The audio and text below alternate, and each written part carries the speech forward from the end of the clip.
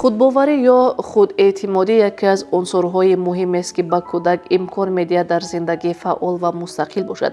کودک خودباور از مقابلیت‌ها نمی‌ترسد، از خطاگی‌ها می‌آموزد و برای رسیدن به هدف‌های خود کوشش می‌کند. در تجربه دولت‌های غرب تقویت خودباوری کودک با راه‌های گوناگون صورت می‌گیرد، از تأکید قابلیت‌ها و کمک در درک نقطه‌های قوی تا دادن مسئولیت‌های خرد که او اجرا کرده می‌تواند.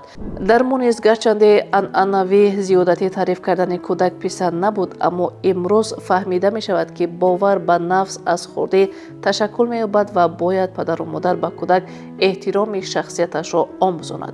برای عادت دادن کودک به خودباوری اولا لازم است که محیط عائلوی دستگیری بخش باشد.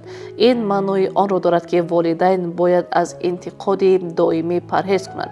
به جای زیر نظر گرفتن کمبودی‌های کودک باید دستاوردهایش و تلاش‌هایش را قید کنند. مثلا اگر فرزند در مسابقه جای دوم را گرفت، به جای گفتن چرا یکم نشدی بگویید آفرین، ما با تو افتخار داریم که چنین نتیجه به دست آوردی.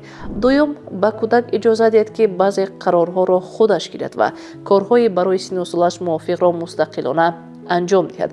مثلا بگذار خودش لباسش را انتخاب کند یا پول جیب خود را اداره نماید در حدود کم.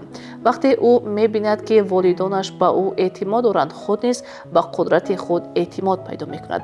البته خطاگی‌ها می‌شود، اما آنها را همچون قسم آموزش قبول کنید. مهم آن است که کودک از خطاگی نهراسد، بلکه برقرار شده تواند. آهسته آهسته این همه چاره‌ها کودک را به خودباوری و خود تشکل دهی عادت می‌کناند. دوستان عزیز، آیا شما این تجربه ها را انجام داده اید؟ لطفا نظر خود را به ما ارسال نمایید. سرپرستی برنامه ما شرکت لین دوید می باشد. لین دوید، طرز حیاتی سالم از تو وابسته است.